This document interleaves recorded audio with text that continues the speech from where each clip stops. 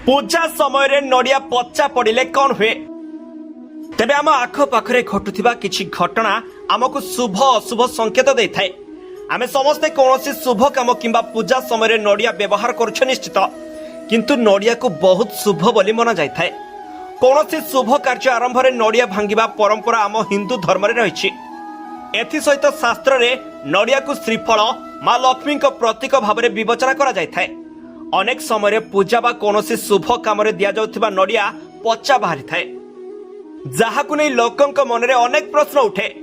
एहा कोन अशुभ संकेत कि नड़िया पचा पड़िले किछि अमंगल हेबो कि?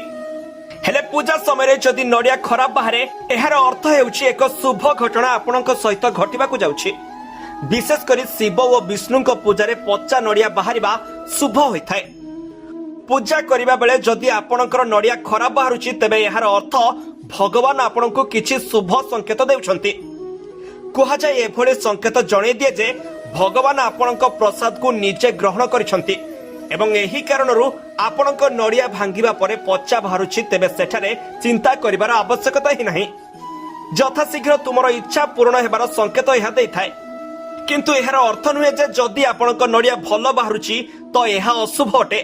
मात्र एही नड़ियाटी को समस्तंक सह बांटी मिसी खाइबा आवश्यक, जहा फଳରେ भगवानଙ୍କର आशीर्वाद सब बेले आपणक उपरे रहइबो। तेबे सुखिला बा संपूर्ण चूल नथिबा नड़िया ठाकुरଙ୍କ कार्य रे लगाइबा उचित नुहे। ब्यूरो रिपोर्ट खबर।